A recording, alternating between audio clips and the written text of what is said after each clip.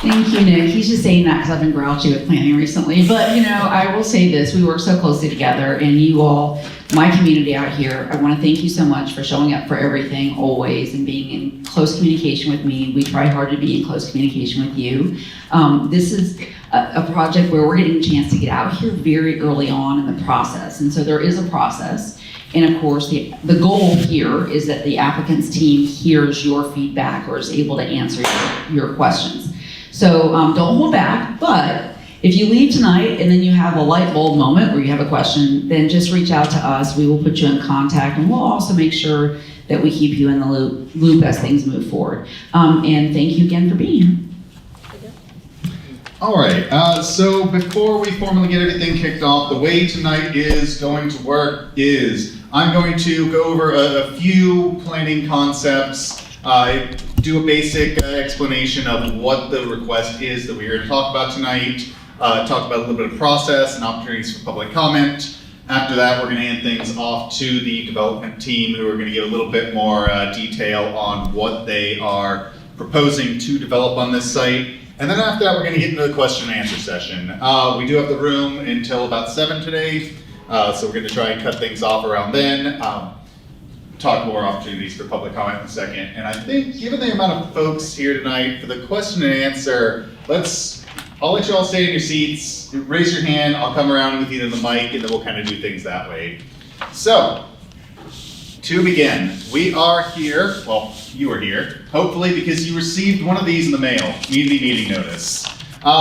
If you did not receive one of these, if you heard about this meeting from a family, friend, coworker, etc., means you are not on our distribution list. There are sign-in sheets right here at the front. Please make sure, even if you did receive one of these, please sign in. 1, so we know who's here. 2, if we did not have you on the distribution list, we can add you to it. And as this project moves forward in the process, you will be notified of future meetings, hearings, etc.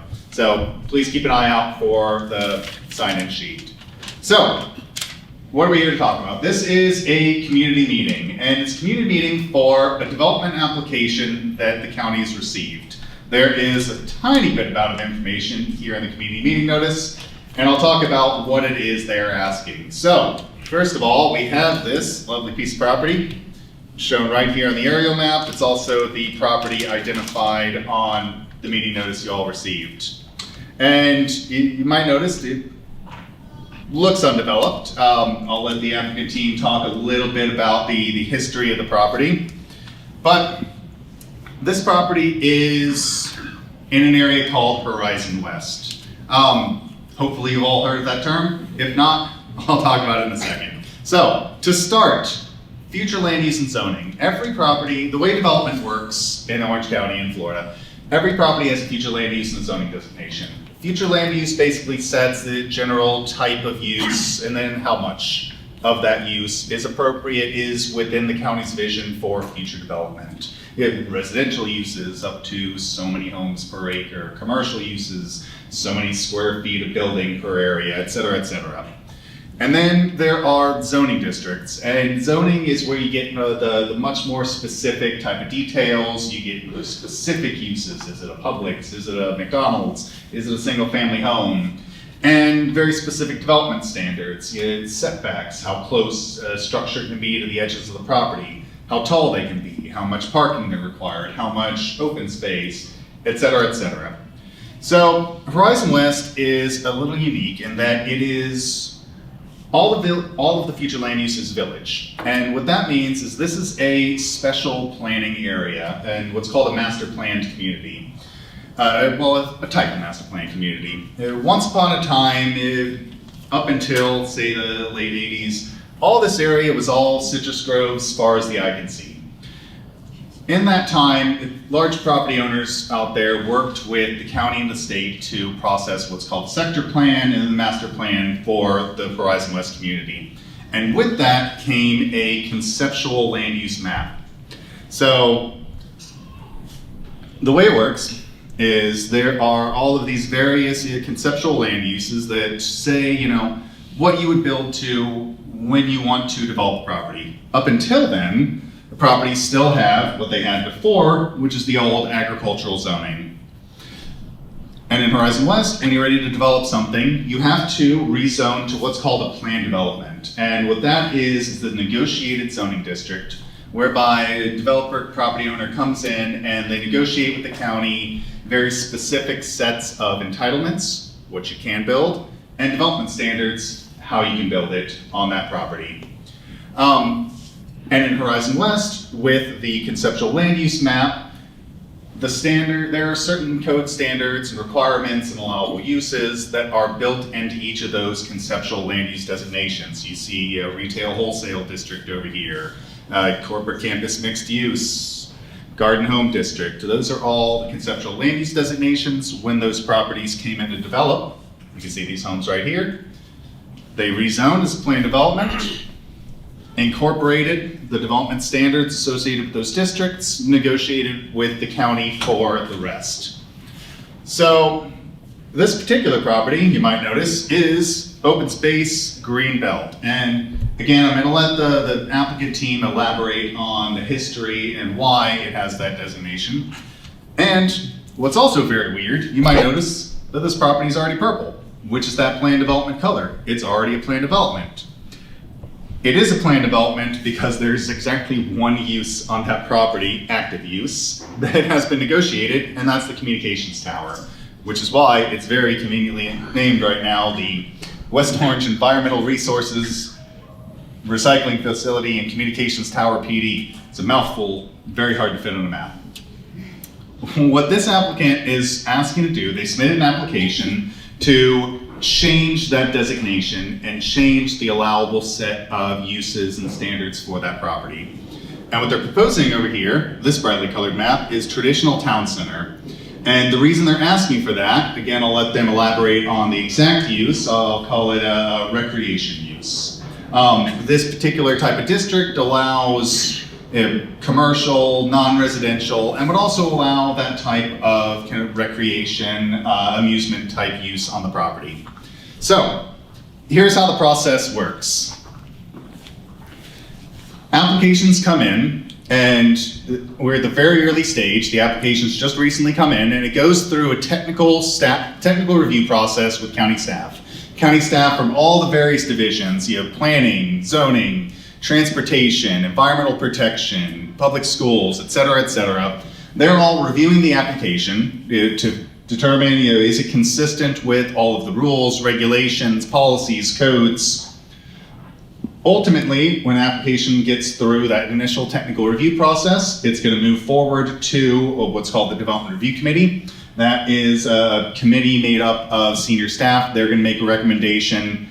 And then that recommendation is ultimately going to go, because this includes new uses, new standards, to the Board of County Commissioners for a full public hearing to determine, whether or not to approve that allowable use. If and when that use gets approved, next stage is they come through with the site plan design that also goes through technical staff review and to the Development Review Committee. You may have noticed there are 2 case numbers associated with the community meeting notice that I dropped over there earlier and don't want to feel like picking up right now. That's because the applicant has actually submitted 2 applications. One, to change the entitlements and what can be allowed on the property, and they've also gone ahead and started that kind of site plan layout process, and I think they have an idea they're going to show you in a little bit of what they were proposing the site to look like. Now that wouldn't be able to move forward unless the land use zoning change gets approved. And as the commissioner mentioned, one of the first steps when we get an application in like this, a particularly unique application, we like to take it out to the community at the commissioner's request as one, both information providing to you, letting you know that, hey, this request is coming through the county, and 2, to gather some very early in the process feedback, comments, concerns. So as staff in the county are negotiating with the developer for the proposed application, maybe there are some concerns, some compatibility measures, some limitations on type of use that can be built in order to maybe address some concerns or thoughts that we have heard here today. And I also want to point out that today is not the only opportunity for public comment. On that community meeting notice, project manager with the county, Rebecca's contact information is provided here. I'll also have a number of cards that I can distribute later on. This is a very long process. Do that process. If you didn't get to say anything tonight, if someone wasn't able to make it, if you're laying in bed in the middle of the night and think, I should have asked that question, please send us an email, call, show up at the office. We will continue to collect those comments as this is going through the process. And then ultimately, there will be a public hearing. Those public hearings are held at the Orange County Administration Center, 201 South Roslyn Avenue, downtown Orlando. Before the Board of County Commissioners, where they will be the ultimate decision-making authority, whether to approve, whether to deny, whether to approve with certain restrictions or conditions, the particular request that gets presented before them. And there will be opportunities for public to come and attend and provide comment at that meeting. In addition, on this process chart over here, we also have contact information, the main email addresses for the mayor and county commissioners. You can also reach out to them, send them any thoughts, questions, comments, concerns, etc. So with that, I'm gonna go ahead and turn everything over, and after their brief presentation, we'll go and move into the question and answer session. Thanks, Nick. Good evening, everybody. My name is Greg Lee. I'm with Baker & Hostetler, here on behalf of Ocean Sports Development. We're really excited about this project and delighted to be here tonight and meet you all and answer some questions that you might have, but also to kind of start the process of communication. As everybody has noted, both the district commissioner and Nick, it's all about making sure that we're meeting with you frequently and providing you with opportunities to let us know how you feel about this and give us some feedback and make sure that by the time we do get to a public hearing, that you all feel like this is something that you've seen multiple times and you've had a chance to really understand, what kind of project this is going to be. So tonight I'm here with a handful of people. I'd like to do some brief introductions. At the end of our discussion, we'd be more than happy to answer some questions if you guys have any, and there may be some people that would be better suited to answer certain questions than others. But I'd like to start with Anthony Brown. Anthony is the chairman of Ocean Sports Development and founder of Ocean Sports Development. Delighted to have him here. He drove up from South Florida. Stephanie Morales is here from Keith Engineering. It's the project engineer. Ross Johnson from OCE West Orange and Ocean Sports Development. And Hannah El Masri, an associate in my office, is here as well. So all questions go to Hannah at the end of the night. So as Nick indicated, it's a 43-acre site, and it's a former C&D landfill. That's a construction and demolition debris landfill. So there's several different kind of types of landfills, and this one, was kind of one that took concrete and things like that, not necessarily the kind of toxins and other items that are in a lot of the other landfills that create some more significant problems. This is a landfill that we feel like we can work with, because the materials that were put in the ground are materials that we feel comfortable that we could construct a project like this on top of. Obviously, there's a lot of regulations that go into dealing with landfills. And we are very early in the process, as everyone had said. In fact, we had just filed a couple of weeks ago the application and the study to close the landfill. And at the end of that process, we would get a certificate of closure. And that's an important piece because that needs to happen before we can do any of this. And so that's in process. There's a number of things running concurrently. And so if at any point in the night tonight you hear me say we're still in development with some of these ideas, it's because we really are pretty early on in the process, and any one of these things, it could protract it. But we feel good about our ability to deal with that, and like I said, we feel really good about this type of landfill being a great redevelopment opportunity for something like this. There are about 90,000 square feet of buildings on the site, and that's going to include retail, restaurants. There's a picnic pavilion. There's going to be offices. There's also going to be an area where there's some sand volleyball courts. This is intended to be a true recreation area and a place where you could go and spend a good portion of the day, or if not, all day. The developer, Ocean Sports Development, has developed a wave technology. It's a a patented technology that creates the ability to modify and control the dynamics of waves that are going to simulate this in a manner that's very similar to what you would see in the ocean. I know we've probably got some surfers in the crowd, but a lot of the wave pool technologies are technologies that replicate the same type of wave over and over and over again, and it comes in intervals. This is different than that. This is going to be very exciting, very different, something that we think would be really suitable for Orlando and the destination that we are here. It's also going to provide an opportunity for us to create things like high school and NCAA surfing competitions.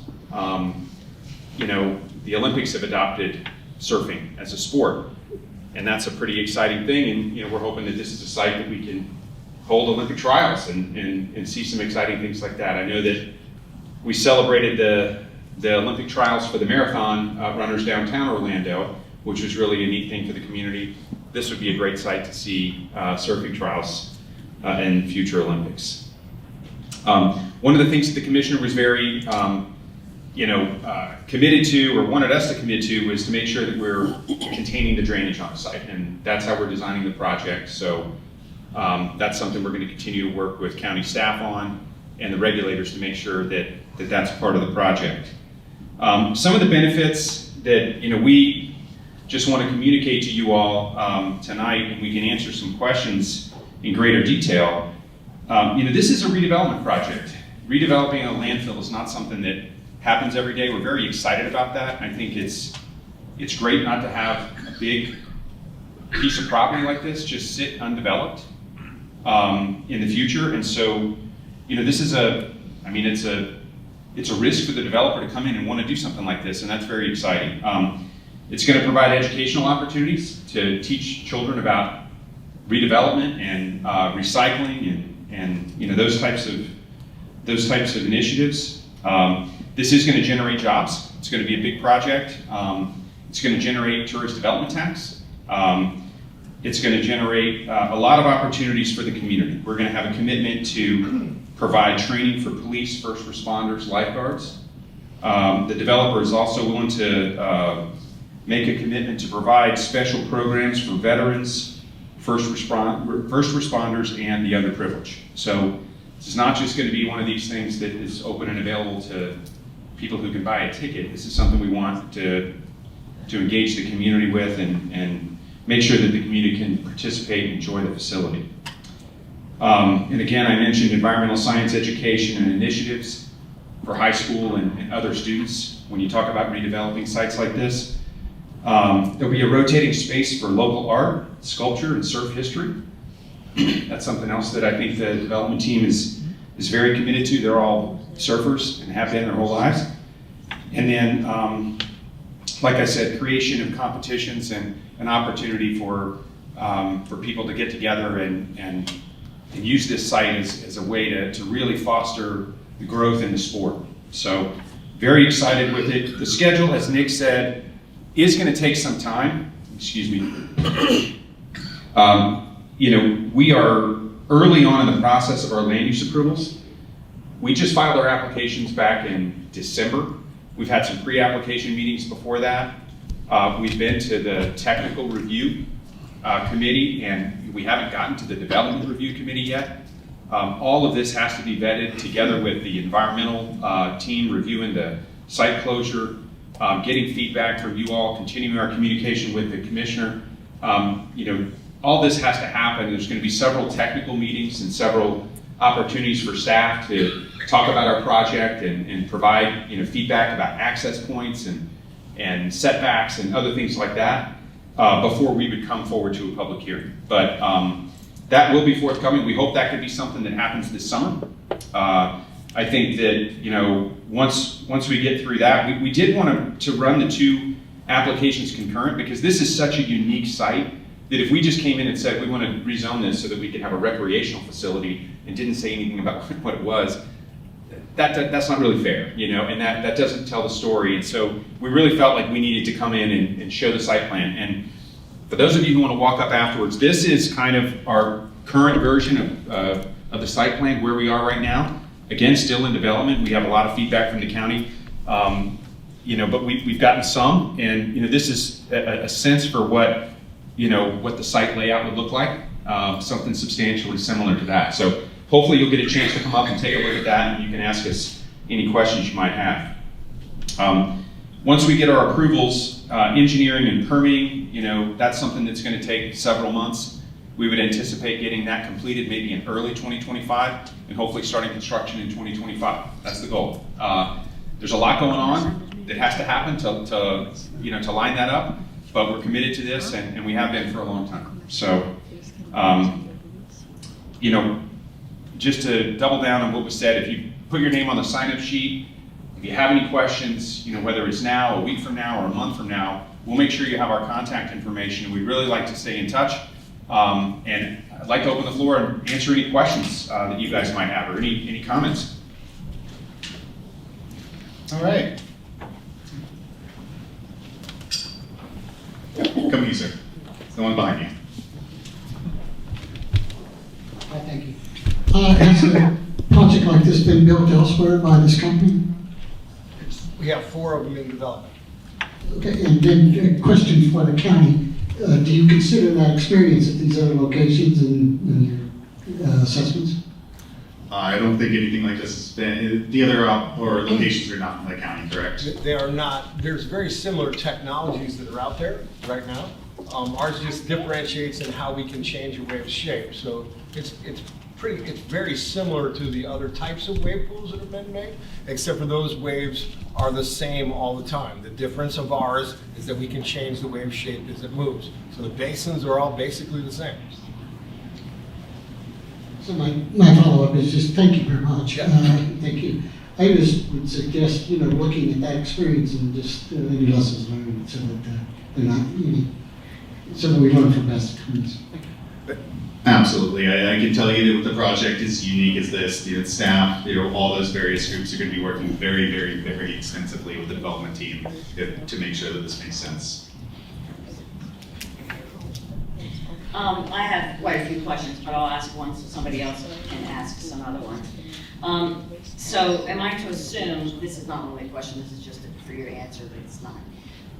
Is this a done deal? Is this just they're just going through the process, and any kind of community feedback or interaction is thank you very much, have a nice day? Or is this something that can in fact impact this project? I think it's a great project. I think it belongs on International Drive. So what I can tell you is there's a process. There's a process for anything. If a property owner has existing land use and zoning that allow for something, that's typically something that goes straight to permitting. That type of thing is a done deal, and we would come out, do a community meeting for a permit. This is changing a designation. Ultimately, someone submits an application, whether they want to change their land use and zoning. Every property owner has the legal right to submit that application, go through the county standard process. As I mentioned earlier, ultimately the decision will be up to the Board of County Commissioners and the mayor to decide whether to approve, whether to deny, or whether to approve or deny with certain conditions or restrictions. So, my feelings, those of you in the county, about how we do our traffic studies. One of the things that the gentleman mentioned in I'm sorry, I forget. Great. Mentioned was that they want to do a lot of tournaments. They want to turn around and do this for, Olympic trials or whatever. They want to get people interested. They're going to do educational seminars. He gave us a whole laundry list of things they want to do. So the question then becomes, when I look at the traffic studies and what you think the roads actually are with B roads, they're really not. If you take into account all the subdivisions that are planned and are being built right now. So the question then becomes is, with that increase in traffic, with his increase in trying to get people to come for tournaments, etc., with 375 parking spaces and your retail, restaurants, fast food, etc., it doesn't seem like this particular parcel can handle what he is or they are envisioning for this to handle. I'd be happy to answer that.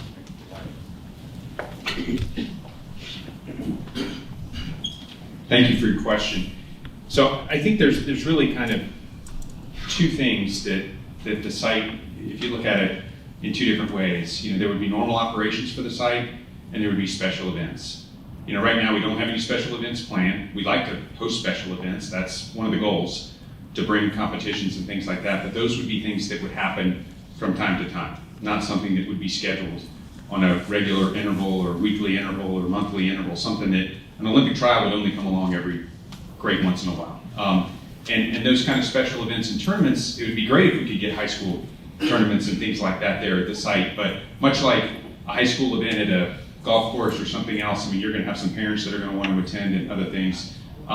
It's not gonna be quite the same, sort of an impact. But whenever we would have a special event or something that would generate traffic, we would want to work with the county. We would want to make sure that there was adequate parking, there was adequate facilities to accommodate that. And we're not interested in doing anything to create some sort of a, congested situation that's uncontrollable. We want to, the types of events and the types of things that we host on the site, we want them to be run well and managed in a way that help mitigate whatever the impacts might be for folks like you in the neighborhood.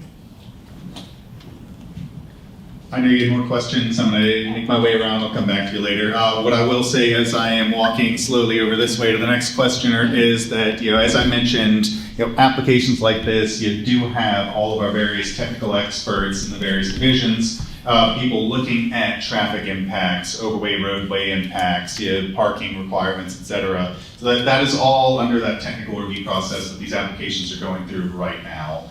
And Nick, if I can just real quick about the special event piece of the puzzle, that's a separate process anyway for making sure, like if there is something going on, within any approval, there's a certain level, and then above and beyond that would require going through Absolutely. Just our like when special Live event. Golf came, they had to get special That's right. parking permits, and they had to, there were all sorts of ancillary things that were required because there were greater impacts. Because it's on top of whatever the. As through this process, as I mentioned, there will be a very specific set of uses and activities that will be, if approved, permitted. As you mentioned, above and beyond that, there are processes to ask for special events, etc.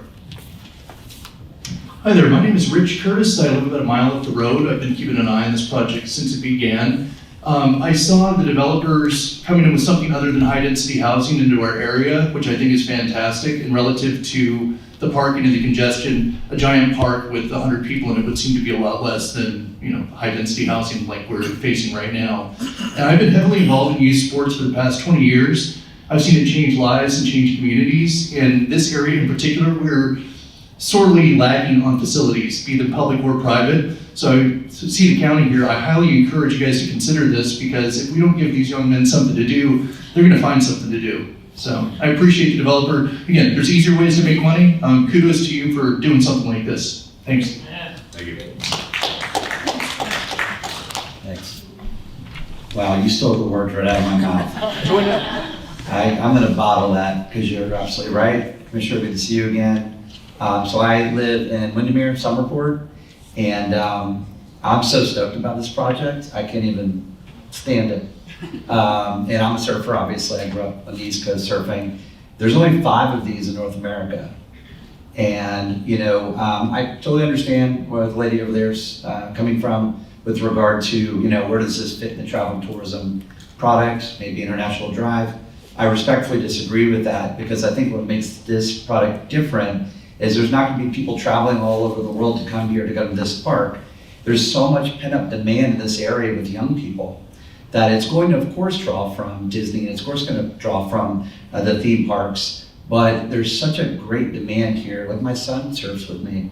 There's going to be so many locals here that it's not going to be a situation where it's some sort of gimmicky, we're going to go to Disney and the next day we're going to the surf park. That's number one. Number two, he said it right. If something like this, which is so novel and unique and has so many incredible benefits, isn't built here, they're going to build a freaking strip mall or an apartment complex. And I'll tell you what, I would much rather have a world-class surf park. And of course, I want it to be done right. And I trust that the commissioner and all the technical people are going to make sure it's done right. And I know the technology, it's hard.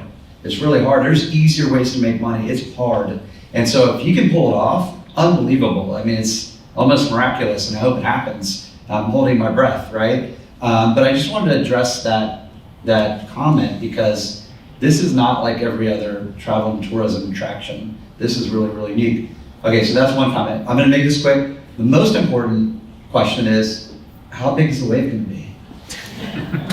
Well, that's, And I don't mean what's it capable of. I mean, what are you gonna push out for the public consumption? so it'll be in 3 phases, okay? It'll be in 3 phases. We'll have beginners from elementary school, ways that we teach on longboards. And then we'll go to intermediate, which will be like 3 or 4 feet. And then we'll have championship level surfing, where you and your son will be able to stand inside a pipe, not bend down like all the rest of them, right? You'll be able to stand up inside that pipe, stick your arms out. So I want you to go on record with the height so the commissioner can hold you to it. Can we make those conditions of You approval? said it was gonna be 8 feet, stand-up barrel. No, you're not 8 feet. Make our way around the edge of the room here. Jared, your hand up first. My name is Erica Jackson, and I'm also a resident of Horizon West. What is your projected price point for entrance to the park? There is no entrance fee at all. Anybody can come to the park, we'll have public access. We'll have green space, we'll have volleyball courts for anybody to use anytime they want to. We're dog friendly, that kind of thing. The price point to actually surf will be the least in the nation. It'll be $33 for 30 minutes is our opening price point. And that's $100 for 90 minutes. And if you don't use the 90 minutes, you keep the time and come back and use it.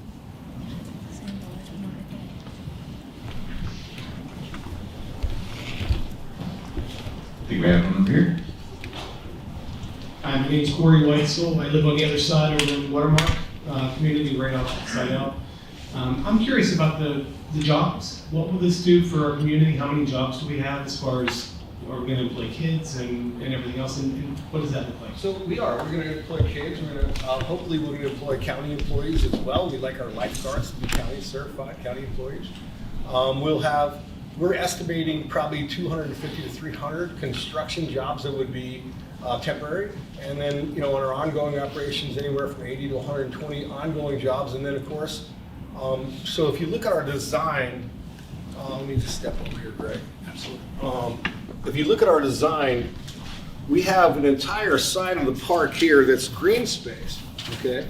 And we plan on having events where local vendors would come in and sell their wares, like art festivals and things of that nature, where it doesn't matter what you make or what you have as a community member, you would be able to, our festival days come in and, and it benefits you as well as it does our whole group.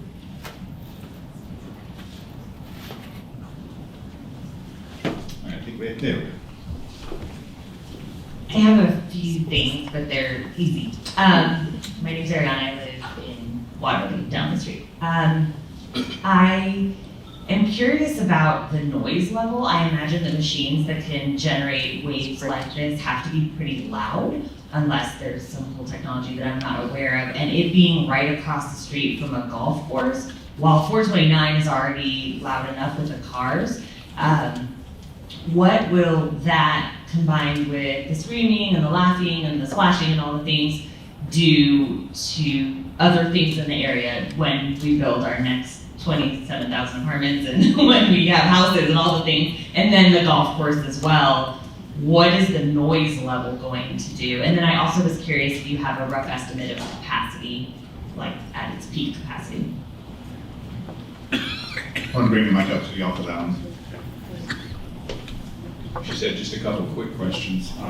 Yeah, that's fair. So as far as noise is concerned, obviously this is a unique site, and there are very high burns that exist on the site today that we're going to take advantage of, so that the site is developed in a manner that it's set down within those burns. And so we do think that that's going to be very helpful to mitigate the noise. The sound, from the waves generating and the people, recreating on the site, we do not anticipate that to be any greater than what you would experience in other similar recreational facilities. The hours of operation that we're planning are between 8 a.m. and 10 p.m. So we're not talking about anything, midnight or beyond the. We want to follow the noise ordinance. We want this to be something that's similar to what you would see with a park or something like that. We are going to be monitoring this with noise meters, and we'll commit that we're going to keep those levels at an appropriate manner. Also with lighting, there's no stadium lighting. We're going to contain the lighting on the site, angle that so that it's interior, and not have any of the large like football stadium lights that you can see over the horizon. This is going to be contained and designed in a manner that doesn't have any of those features. And capacity. So not sure about capacity yet. We're planning for like festivals and things like that. We do have.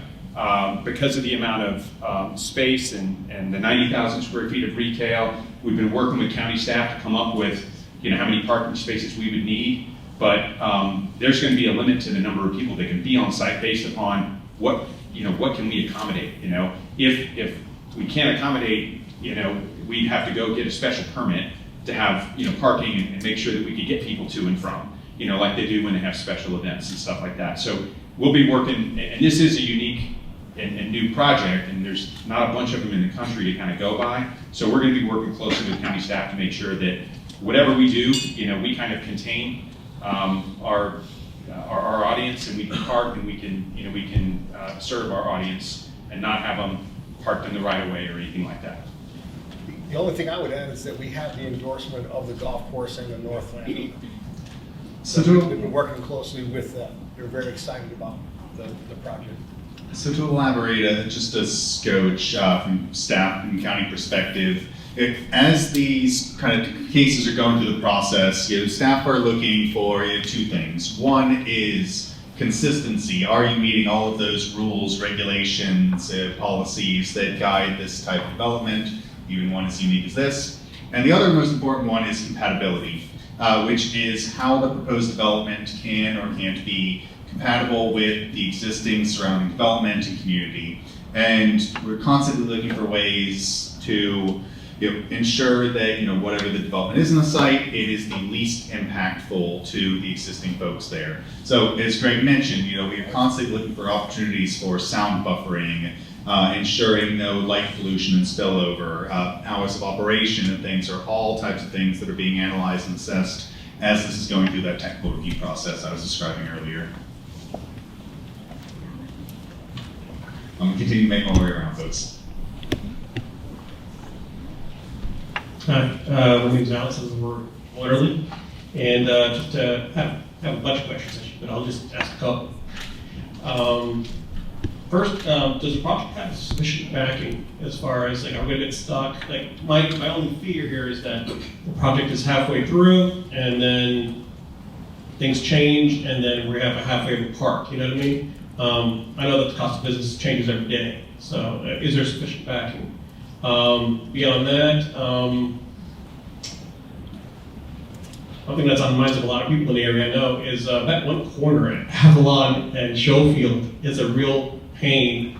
And recently, my understanding is the county said that they weren't going to do anything to solve that, so they find a solution for traffic there.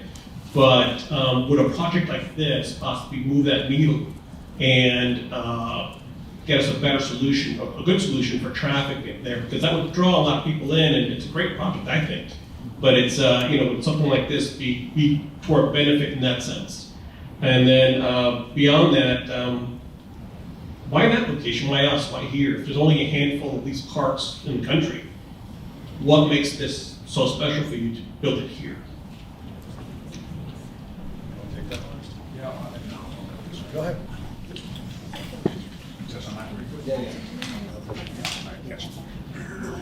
So, there is sufficient backing for the project. The developers and the investors have a great deal of resources. There's also provisions in the agreement with OCE West Orange that adequate financial resources have to be provided.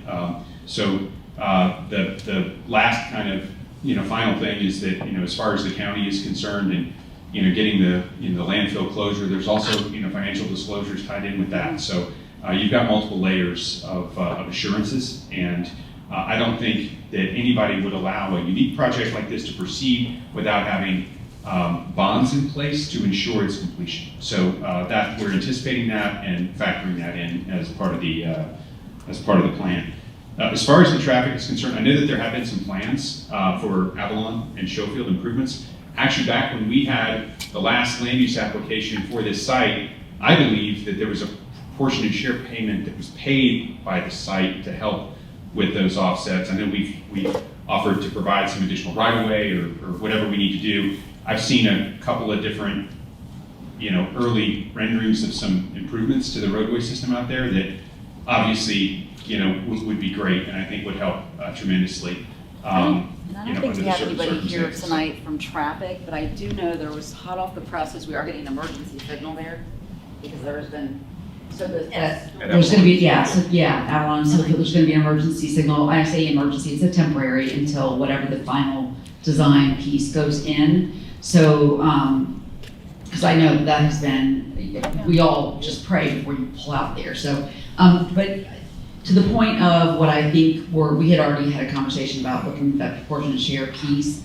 And we'll make sure to send out to everyone that has signed in any of the information that we have about the phased design of Avalon up and down the line. Because I think everybody that spoke tonight is at some place along there. And I know I'm aging quickly waiting for that. So yes, I understand the danger, and increasing that would be, I think, a paramount concern. But otherwise, I also wanted to ask, because I think it's I think this is an environmental attorney, I think it's a very interesting project because so many of the landfills around the country are actually locations for big box stores, because they gotta do something that they kind of Put concrete down. Yeah, that's right, put concrete down. So I was curious about what kind of remediation, if any, is needed here. I mean, this looks also like a concrete slab, even though it will eventually be park space, right? So, so just asking about the remediation piece of it.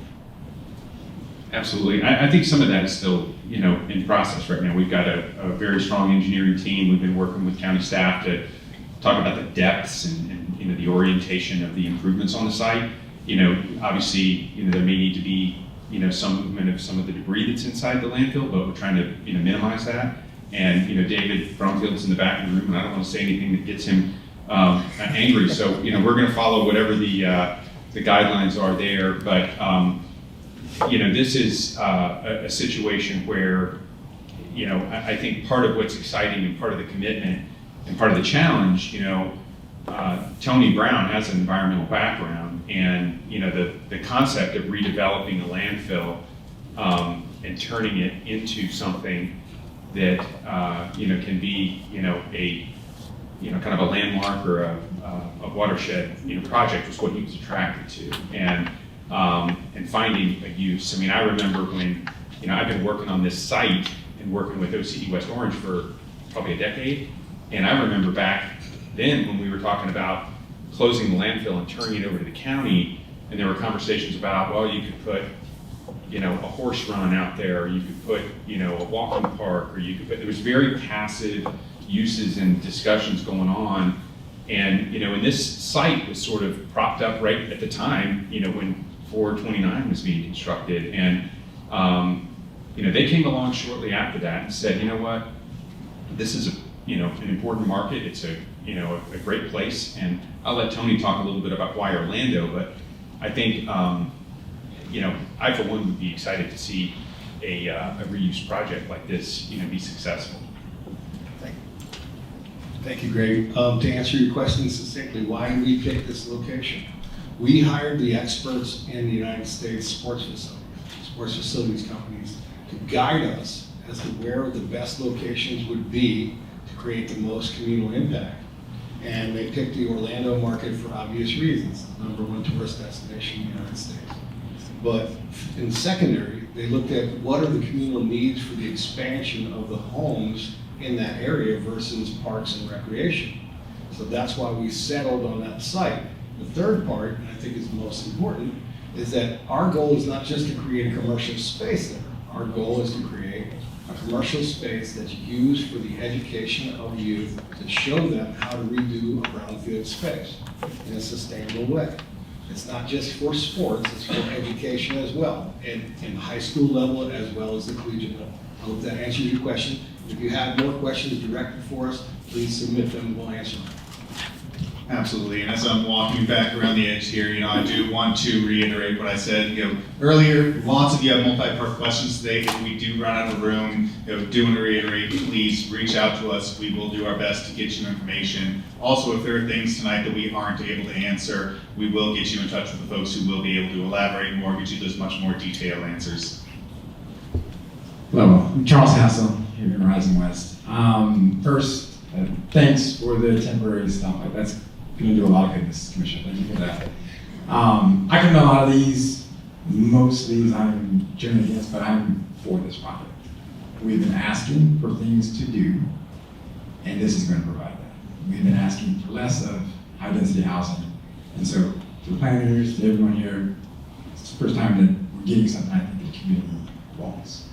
I think that's goodness. My question is, when do you, if all these approvals go through, I know there's a lot of hurdles to go through, when do you think construction starts, and when do you think construction will finish? Go ahead, Greg. It's just, as soon as we can get through the process of getting the permits, which we have to follow and have community meetings, everybody's input, making sure that we're going to take care of everything, then we'll set a schedule. We don't have one. We can't see that because we don't know what, how long it's going to take us to get through the preliminaries and that. So, as soon as we do know, we'll be happy to put that out. Yeah, there are a lot of steps to go through. As I mentioned, we are very, very, very early into just the entitlement process. There are a number of steps to go through, so it's very hard to put a time on things at this point. It could be a couple months, could be a couple years, very hard to say. We'd like it to be 2025. Yes. I mean, I think that's the goal. Yeah. I just have a question about water usage. What is your predicted water usage going to be? I assume you're going to get Orange County water. I'm just a little concerned because this is going to impact our already stressed resources as it is. Thank you. I got that. So, thank you for that question. One of our goals is to recycle water.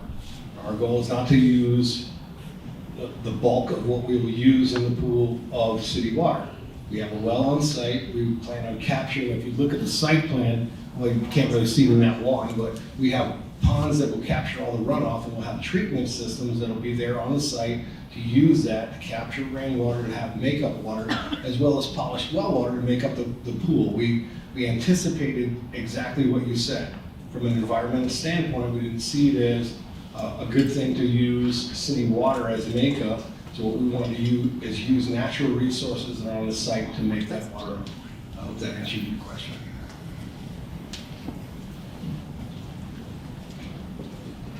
Hi. So when we moved to Horizon West, we moved for Disney because I was like, I want to live by Disney, and that was my dream. And then we moved to Hamlin, and they were like, oh, this is going to be like this, and this is going to happen. And we were like, we've been living here 5 years, and it's been taking forever. And it's been such a disappointment of so many things. I mean, other than Disney, which I'm happy with, that's like the only ADA place that we could really go. And everything else is private, either HOAs or the county is taking forever. And of course, I'm so happy about that light on Schofield and Avalon, but I feel like we shouldn't deter because of the traffic, because most of the people that are coming are probably just gonna come on and off the highway anyway. And I think the surrounding areas, not too far, have hotels and restaurants, and we want our restaurants to do well. Like, some of them are closing because people are just not coming this way. And I mean, also I do live backing the golf course and live there. I didn't notice any traffic, any noise. I mean, that's my backyard. I had the doors open and we were, I'm sorry? The big tournament The big tournament that happened once, yeah. But I didn't hear we had our windows open and like nothing. It doesn't affect me, and same as like the fireworks every night. But when we move here, you know this is what you moved here for, you know? And I figure, I don't know what year it was, in the 50s or 60s, when Walt came here and he had these dreams, and people were probably like, what? But look how it turned out. So I think this is a great opportunity for this area, and I think we should definitely embrace it. And I think that the county and, you know, work in the teams, they know what they're doing. And I think it'll be a great opportunity. So I just want to say that. I like to think we know what we're doing. Thank you for that. So 2 quick things. The well on site does not sit well with me. We are not on city water. We are reliant on the aquifer to get our water. We're on septic and wells. So just to give some, it's okay. Lake Avalon Rural Settlement, so we're at the line just right up here where everything in that area, the whole Lake Avalon Rural Settlement area, septic and well. So that's concerning, because what I read was 35 million gallons to fill up your pool initially. 35 million gallons of water is a lot. And that is a big concern of ours, a huge concern, because as our water pressure goes down, et cetera. And we don't have an option for city water. But the other thing too is I noticed on your drawing here, because I printed a lot of your stuff that no one understand it. One of the things that I did notice from Avalon Road is there is not a dedicated get off Avalon Road right-hand turn. So it's like when this does expand, it'll be 2 lanes going south on Avalon. There's no move over into a 3rd lane to make a left-hand or to make a right-hand turn into this facility. And then you have 2 egresses on Avalon Road that I noticed. Neither one of them is showing any kind of a turn lane. And then I see the one on Schofield Road where you can only make a right-hand turn off of that. Traffic is bad. I don't care what anybody says, traffic is bad, period, end of the story. It's going to get worse. And so those kind of things in my mind, even though the county doesn't quote unquote require it for a project like this, get the people off the road, because nobody needs to like be stacked up while somebody's trying to make a right-hand turn. Oh, that was not a question, that was sort of a statement. But my question is about your, the well is, seriously, what are you thinking? So, on that point, one point of clarification, all new development within Horizon West must connect to county water and sewer. Just statement of fact, that there is no option other way. I think he was describing the stormwater and reclamation system. Exactly. So our idea is to capture water, right? So rainwater will make up ponds that are lined, because as you know, living here, you're in an infiltration pool. Water doesn't stay, it goes right to the groundwater. So our goal is to capture the water off of what we're building as we build it. So we'll have ponds that we use to make up water as the primary. It won't be well water as the primary. Okay, so you're not digging a well? No, ma'am. Or utilizing the one that's there.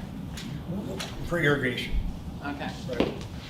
And this is the kind of feedback we felt. Like, yes. So thank you very much. Yes. And we'll, like, we made notes of this, and as we move forward in the process, we're going to talk to county staff about, because I know that they're, like, the traffic and you know, we haven't even gotten to the development review committee yet to kind of get the feedback from transportation planning. So thank you. That's great. And making my way back around here, first we get a first-time caller over on this side.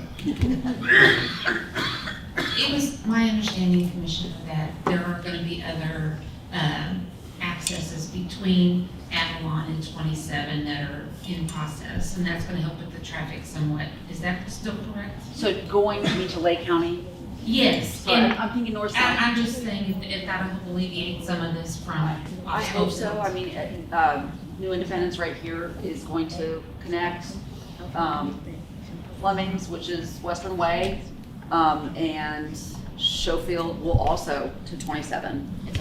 We hope that cut through that we all lived with from right through the rural settlement all the way down past Waterley.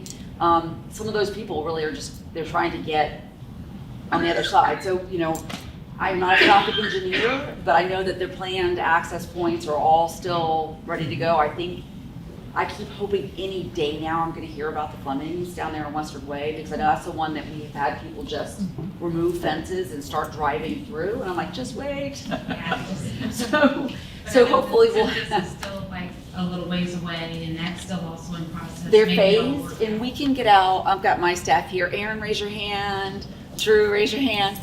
And so they'll keep me on track in getting out. I have from traffic engineering, just the timeline, the last one we have of each one of those.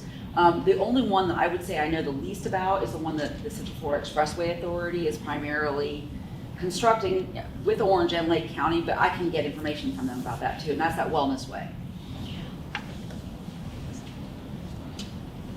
All right, you've been waiting for a while.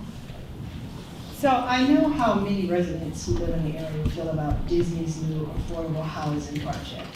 I'm just curious to know what a developer of such a large-scale project, like, do you have any thoughts or concerns anyway how that will impact your development?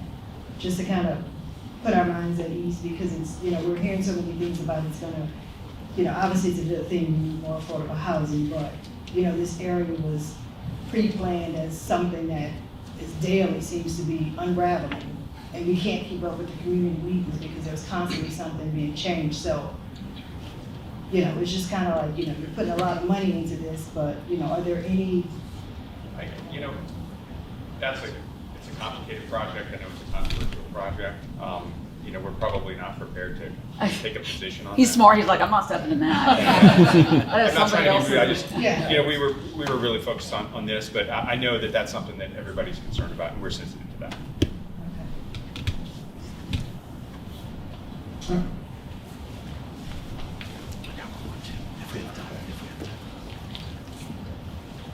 Sir. My name is David Betts. This is my family. We live 8.5 minutes from here consistently.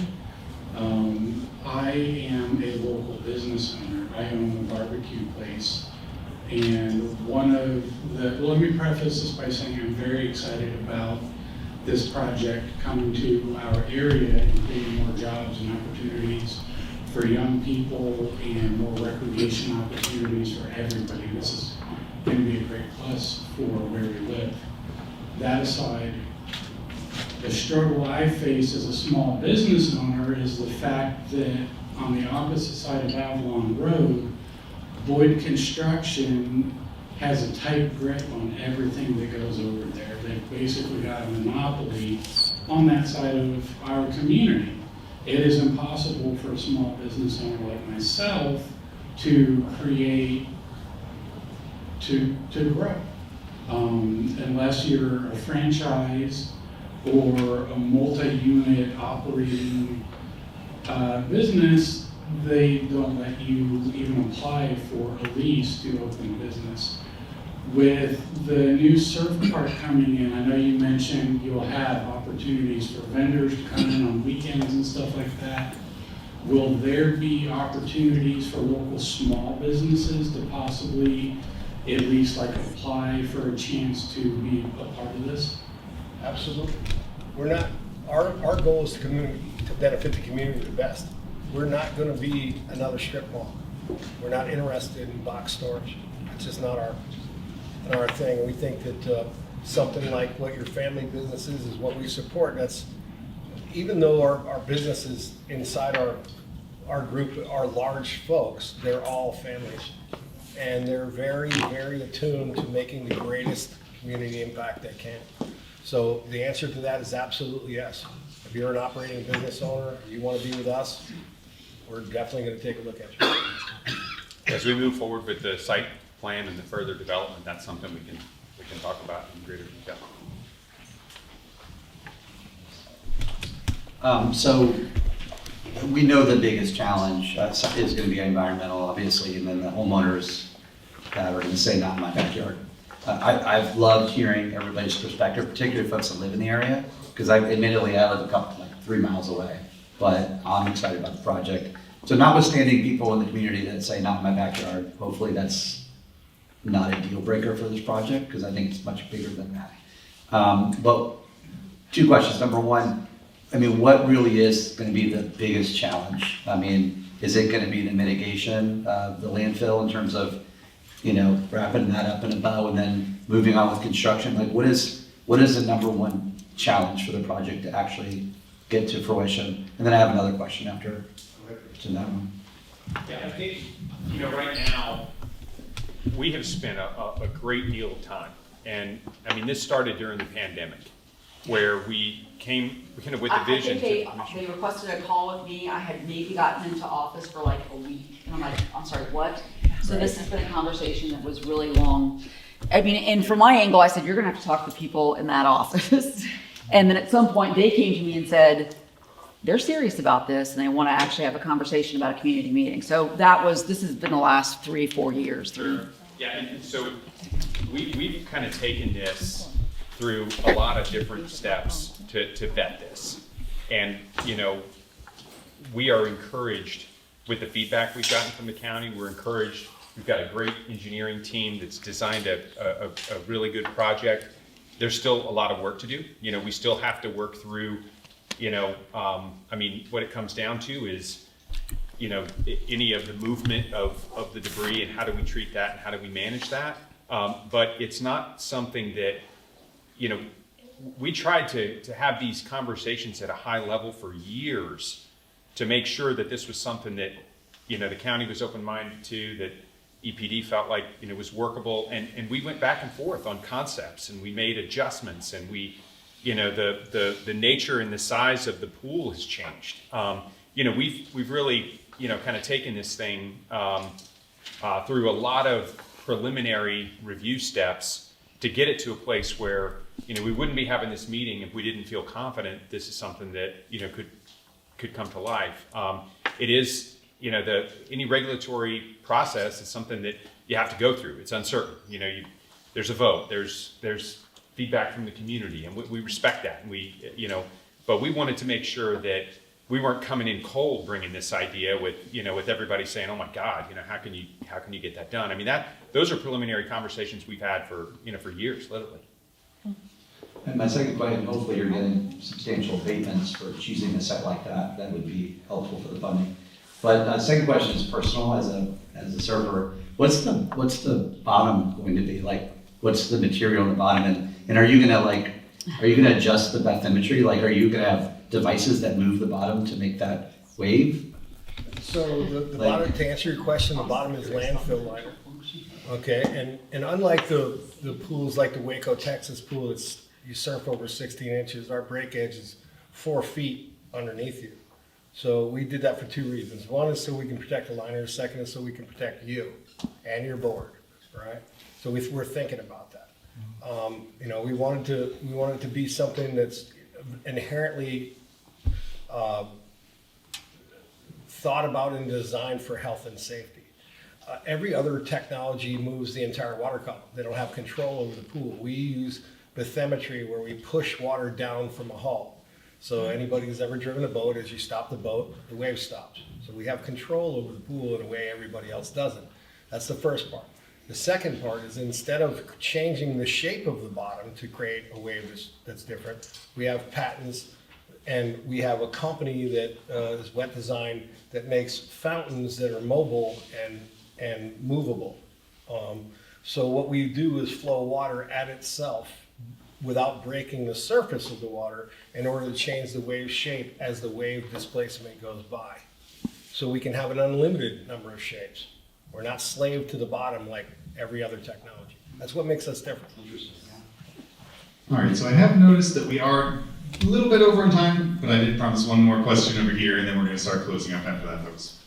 Not so much question, but yes, please take into consideration traffic. It was brought up in the city, not in my backyard, but it's because of, I've been here for about 13 years, I guess, and there is no positive traffic here. So they build and build and build, and then there's no traffic lights, there's no egress, there's no ways to get in. So right now, you've got folks that are probably going to come off of 429 both ways, and then you're going to land onto Schofield, and there's no way, there's no turn-in right now going left into your project. You'd have to go back onto Avalon if there is this emergency signal, and then turn left without a signal, cross Avalon, and people coming this way on Avalon, also turning into your park, and then leaving in the end of the night from their 2 exit points onto Avalon, which is already a very major, terrible road. I mean, it's just awful. And I don't know if this is gonna coincide with making it a 4-lane yet.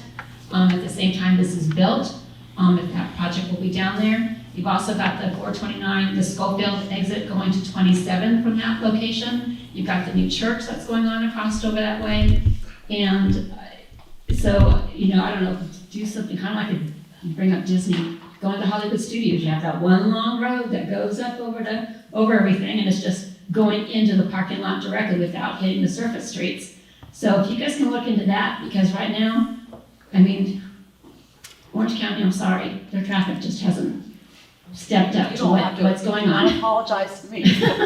And so really, the way you have it out there, it's not feasible, it's not a safety issue. And we've had deaths in that area. We've had deaths down the road where the new Avalon Wellness Way is going, which they put in a temporary signal. And so you've got 40,000 cars expected to come down that Wellness Way, down Avalon. And I have a home also in Summer Lake, so besides where I'm at now, but you talk about the golf tournaments. Yeah, those cars do go off and they park in where the neighborhoods are. So there is, I don't know, 375 spaces is gonna be enough. You've got 120 employees, plus the workers in the buildings or the restaurants. So that's already, 200 cars right there.